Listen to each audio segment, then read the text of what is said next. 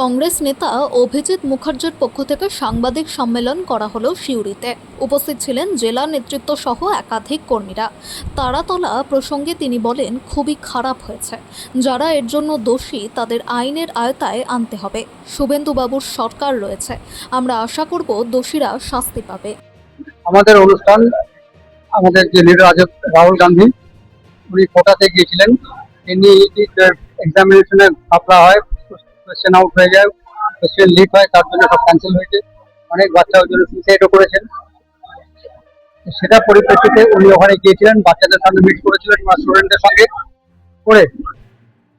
এখানে বাচ্চা বলতে স্টুডেন্ট মিন করা হচ্ছে যে তারা এখানে কথা বলছে, তাদের যে সুখ দুঃখ কি তাদের কনসালটেশন দিতে গিয়েছিলেন, প্লাস তাদের এনকারেজও করতে গিয়েছিলেন। পুরো প্রোগ্রামটা ভিডিওগ্রাফি করা হয় এবং উনি একটা প্রেজেন্টেশন দিয়েছিলেন। এই প্রোগ্রামটা পর সেই আপনাদের সাংবাদিক হয়ে যাওয়ার পর বাকি যে পোর্শনটা আছে সেটা হয়ে যাবে, তারপরে একটা প্রেজেন্টেশন হবে। প্রেজেন্টেশন হয়ে ছাত্রদের কাছ থেকে যদি কোনো প্রশ্ন থাকে বা যদি কিছু জানতে চান তাহলে সেটা উত্তর দেওয়া হবে।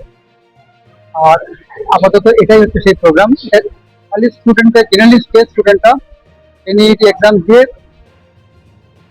বড় উচ্চশিক্ষার জন্য যেতে চাইছেন, মেন্ট ফর দেম, এটা তাদের জন্য। বলছি, বর্তমান পশ্চিমবাংলার যে রাজনৈতিক অবস্থা,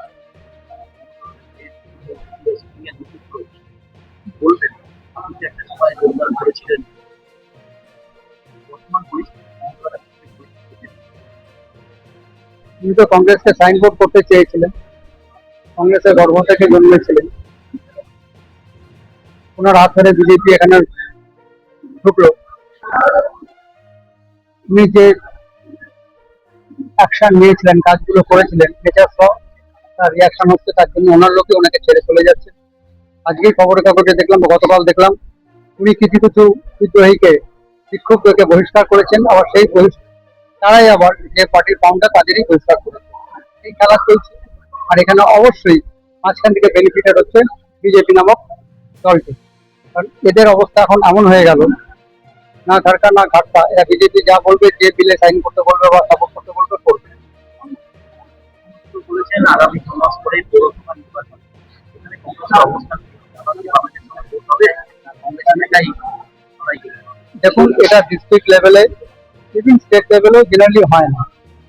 এটা ওপর মহলে অনেকের সঙ্গে আলোচনা করা হয়, কিন্তু আমি রাহুল গান্ধীকে স্যালুট জানাবো। উনি আমাদের মতামতকে গুরুত্ব দিয়ে পশ্চিমবঙ্গের যে গত বিধানসভা আমাদের রেজাল্ট হয়েছে, নো ডাউট। তার মধ্যে বীরভূম জেলা যে ফার্স্ট হয়, সে আমার বাঁদিকে বসে আছেন, মুরারের ক্যান্ডিডেট সঞ্জীবুর রহমান সব থেকে বেশি ভোট এখান থেকে পেয়েছেন। বীরভূম জেলা পুরো পশ্চিমবঙ্গের মধ্যে থার্ড পজিশনে আছেন।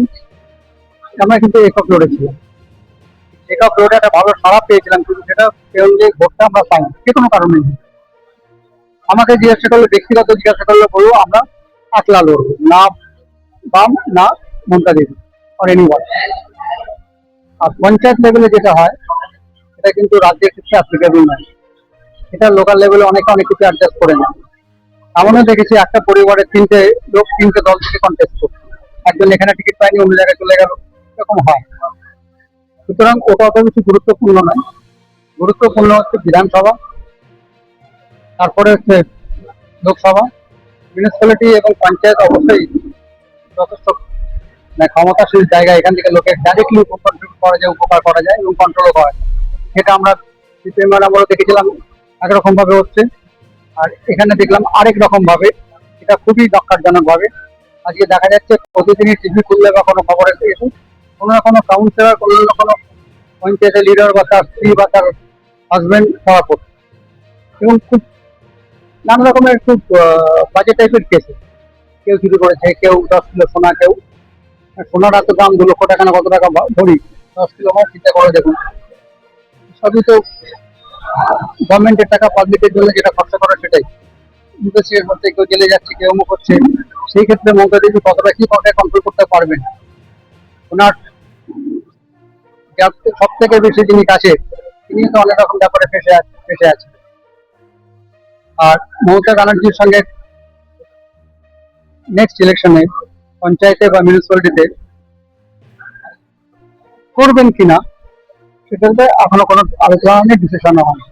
বলছি এখন তো তৃণমূল আর তৃণমূল এই যে দুটো তৃণমূল তা আমার এই সাংসদরা যারা বিজেপিতে গেছেন কিন্তু প্রত তৃণমূলের তারা কি নিজেদের দুর্নীতিকে আড়াল করতেই এই বোঝাপড়াতে এটা তো কমন পারসেপশন, তবে তৃণমূল করতে গিয়ে নির্মূল না হয়ে তৃণমূলের সাংসদ বা বিধায়ক না, আমার সঙ্গে করেননি, কিছু প্রাক্তন করেছেন, অবশ্যই কিছু প্রাক্তন করেছেন দলের সাথে।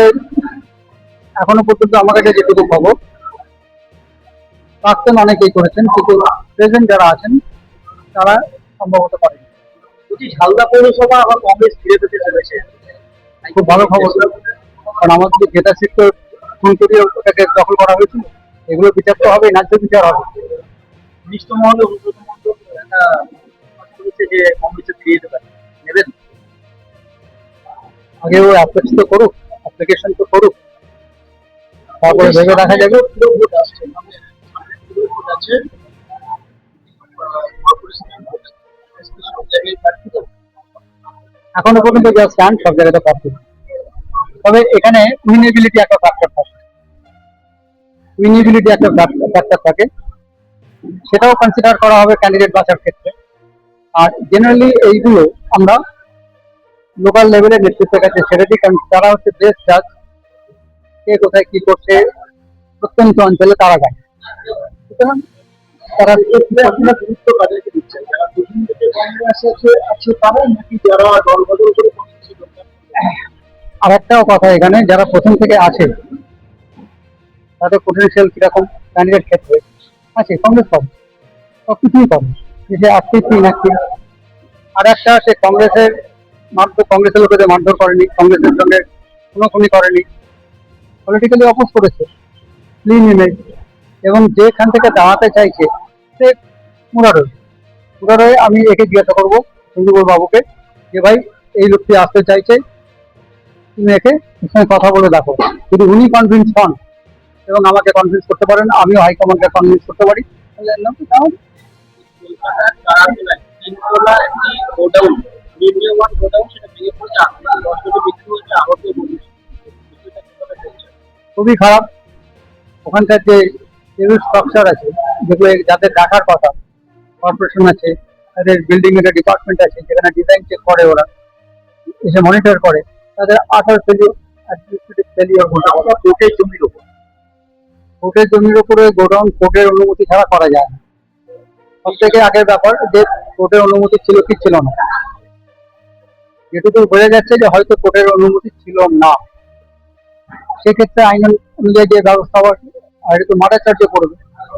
নিম্নমান সামগ্রী দিয়ে তৈরি হচ্ছে, নিম্নমান হতে পারে, ডিজাইন ফল্ট হতে পারে, অনেক কিছু ফ্যাক্টর থাকে, অনেক কিছু ফ্যাক্টর থাকে। এখন বালি যেটা মেশাচ্ছে, সে বালির মধ্যে তো আজকে মাটি, বালি কোথায়, এটা তো একটা ফ্যাক্টর, একটা সাবস্টিটিউট আছে, তারপর যে করছে না। আর এর জন্য আছে, দেখি আমাদের সুরেন্দ্রবাবু সরকার কি করে, আমরা ওয়াচিং।